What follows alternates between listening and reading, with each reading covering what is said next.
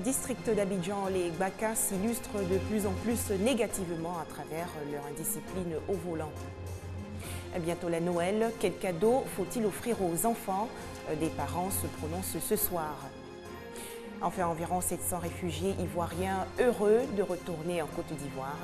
Ils étaient en exil au Libéria. Bonsoir à tous et bienvenue. Merci de nous suivre. Le réseau électrique du district d'Abidjan aujourd'hui renforcé. En effet, le ministre du Pétrole et de l'Énergie, Adama Toungara, a procédé à la mise sous tension de la ceinture du réseau électrique 225 kV de la ville. La cérémonie s'est déroulée au poste électrique de la Riviera Faya dans la commune de Cocody. Un tout autre sujet à présent. Les fêtes de fin d'année riment souvent avec l'indiscipline des transports en commun. Et les rois de ce désordre sont les Gbaka. Excès de vitesse, dépassements dangereux dans les communes d'Adjamé, Abobo et Yopougon. C'est le triste quotidien de nos minicars de transport en commun. Ce vendredi, à l'instar des autres jours ouvrables, la ville d'Abidjan grouille d'activités. Allant au rythme de la capitale économique ivoirienne, les minicars de transport en commun, généralement appelés Gbaka, sont aussi à la tâche. Ces véhicules, dont les tarifs varient entre 200 et 500 francs CFA, sont une chance pour qui ne possèdent pas de véhicule personnel. Pourtant, les Gbaka ont la triste réputation de s'illustrer par une indiscipline notoire dans la circulation. Adjamé, Carrefour, Mirador, ce sens interdit s'affiche clairement. Et pourtant, les Gbaka n'hésitent pas à l'emprunter. Après un sens interdit, c'est bien? Souvent, il y a Moutiaï qui est là, on peut passer par l'autre côté. C'est forcément obligé qu'on n'a qu'à rentrer là. À Djamé, à Bobo, à Yopougon, le constat est le même. De par leur indiscipline essentiellement caractérisée par le non-respect du code de la route, les Gbaka sont à l'origine de nombreux accidents, des embouteillages et de bien d'autres désagréments sur les routes. Sincèrement, parler de la conduite des Gbaka, vraiment certains conduisent très mal. C'est leur argent qui les intéresse, mais la vie même des passagers ne les intéresse pas. Les chauffeurs de Gbaka sont des personnes qui ne sont pas beaucoup trop encadrées. C'est à l'État de faire l'effort d'encadrer ces personnes-là. On dit que vous prenez les comprimés, les cafés noirs. Moi, il n'y a pas de dose, ils ne fument pas, ils ne boivent pas noir. Ma dose, c'est l'eau. Les chauffeurs de Gbaka imputent leur indiscipline à la course effrénée vers le gain et aux syndicats qui leur mettent une pression financière, les empêchant de fonctionner sereinement. Imaginez un client devant, vous êtes deux. Il veut prendre, toi tu veux prendre. Donc ça dit que c'est obligé que tu connais ma... Le Sénégal nous fatigue trop. Voilà. Donc souvent si on prend un client, deux clients, trois clients, nous fatigue, nous attraper, forcément on a qu'à payer. C'est non la violence, on fait pas parler avec eux, on prend notre argent tranquillement. C'est bien du jour, on prend avec eux. Les Gbaka indisciplinés peuvent encourir des sanctions. Dans la commune d'Adjamé, par exemple, les autorités municipales ont pris des mesures pour mettre de l'ordre dans les rangs de ces véhicules. Quand nous prenons un véhicule, un chauffeur indélicat, il est amendé. Et l'amende s'élève un peu jusqu'à 50 000 francs. Emprunter ou avoir recours au Gbaka, un mal nécessaire pour un grand nombre d'Abidjanais. Un peu de discipline, comme le veut la devise du pays, ne ferait pas de mal aux usagers, tout comme aux autres automobilistes sur le chemin du travail. Un reportage de Kader Ouattara et Maïsako.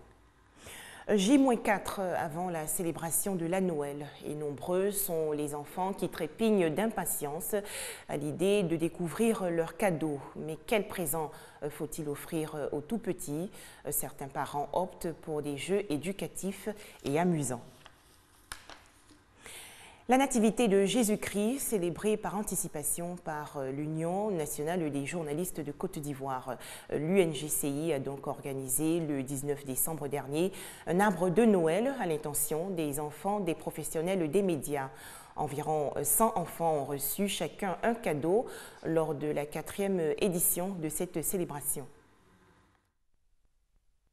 Offrir des cadeaux aux enfants de journalistes est désormais une tradition à l'UNGCI, l'Union nationale des journalistes de Côte d'Ivoire. La 4e édition du traditionnel arbre de Noël pour les enfants des hommes de médias a réuni une centaine de gamins. Pour le président de l'UNGCI, les enfants des hommes de presse ont aussi besoin de faire la fête. Il était important que les enfants des journalistes à l'instar de tous les enfants de la Côte d'Ivoire, puissent bénéficier de cet arbre de Noël. C'est symbolique et je crois que ça permet de raffermir un peu les liens entre les parents et les enfants. Il est important que nous marquions un break pour s'occuper un peu de nos enfants. Oumou Koulibaly, marraine de la cérémonie, a apporté son soutien à l'UNJCI. Elle a surtout communié avec les enfants. C'est toujours une joie pour moi de me retrouver parmi les enfants parce que les enfants sont bons, innocents et merveilleux, magnifiques à voir. Je dirais tout simplement qu'ils travaillent bien et qu'ils puissent vraiment prendre la possibilité de voir ce qui se passe en ce moment dans notre pays. Les tout-petits satisfaits n'ont pas manqué d'exprimer leur joie. Je suis très heureuse d'avoir reçu le cadeau. Je suis contente d'avoir reçu mon cadeau. Que chaque année, ils organisent ce arbre de Noël pour nous. L'arbre de Noël des enfants de journalistes a été initié en 2012. Cette manifestation est née du désir des journalistes de Côte d'Ivoire de faire de Noël une fête magique pour leur progéniture. Un reportage de Serge Coléa. Et pour célébrer comme il se doit la Noël, il nous faut respecter plus de 500 ans de tradition en dressant et décorant un sapin. Cet arbre est le conifère le plus répandu en Europe. Et en France, la Bretagne, deuxième région pour la production de sapins de Noël, est devenue l'Eldorado des producteurs de la variété normand. Il est grand et majestueux et se prépare à orner vos salons. Le sapin Nordman quitte son lieu de naissance, direction les centres commerciaux.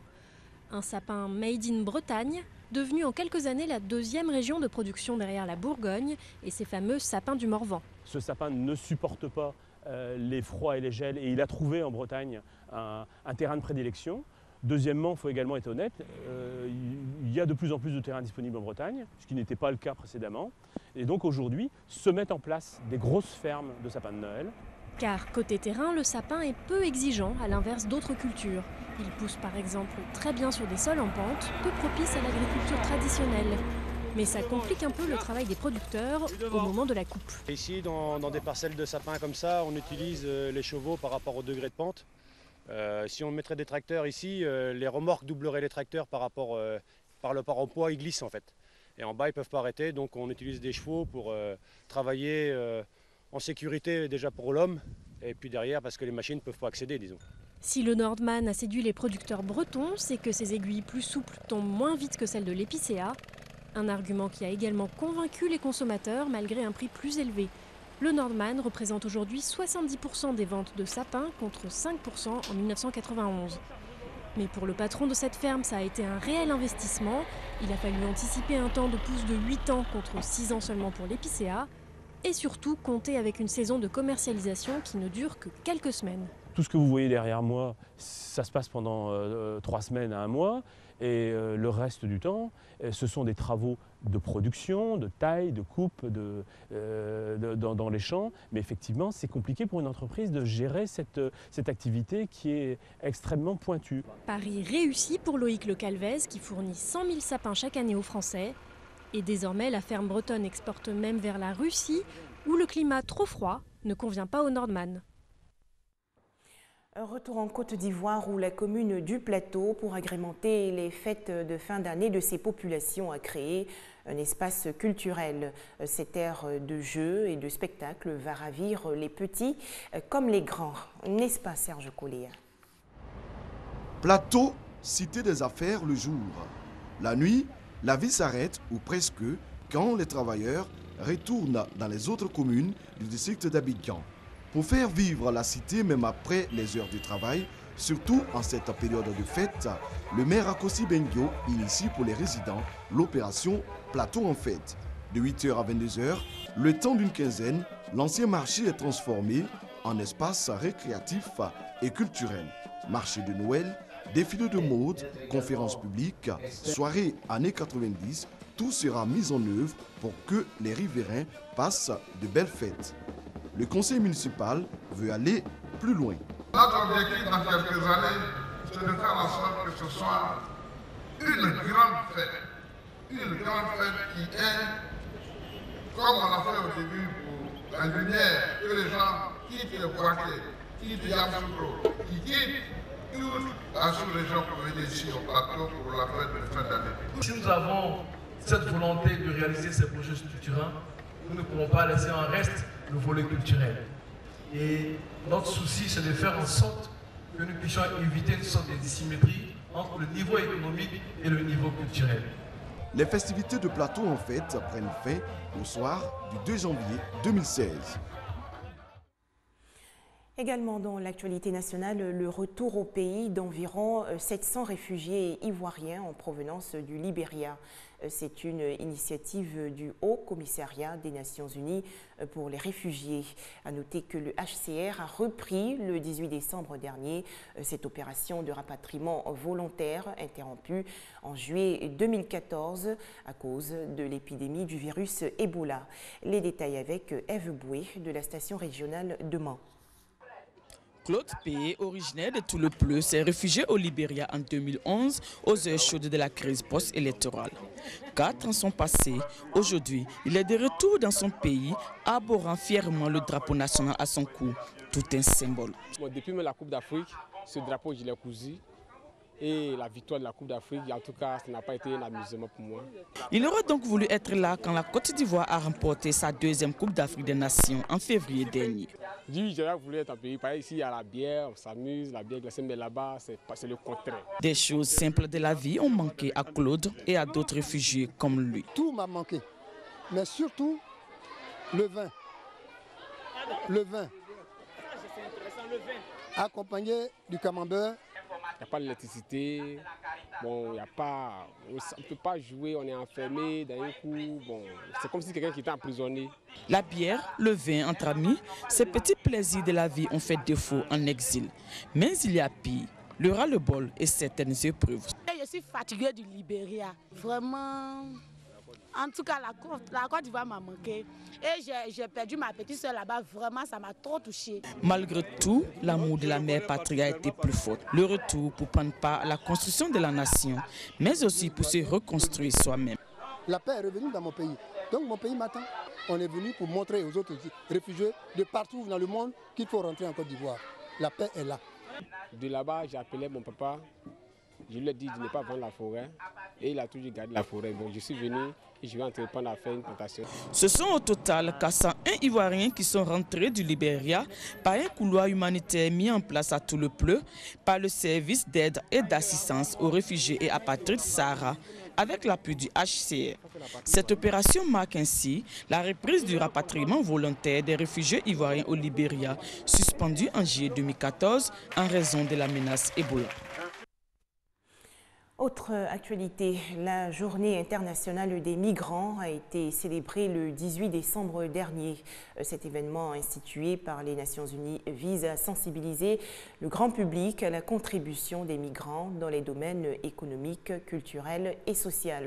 En Côte d'Ivoire, la célébration officielle s'est déroulée au Palais de la Culture de Treichville. L'enquête sur les attentats de Paris se poursuit. 5 personnes au total ont été interpellées hier à Bruxelles en Belgique. Elles ont ensuite été relâchées. Enfin, nouveau bilan après le glissement de terrain survenu à Shenzhen, dans le sud de la Chine. 85 personnes portées disparues. Les sauveteurs poursuivent les recherches pour tenter de dégager des survivants. Et c'est la fin de cette édition. Très bonne suite des programmes sur RTI2.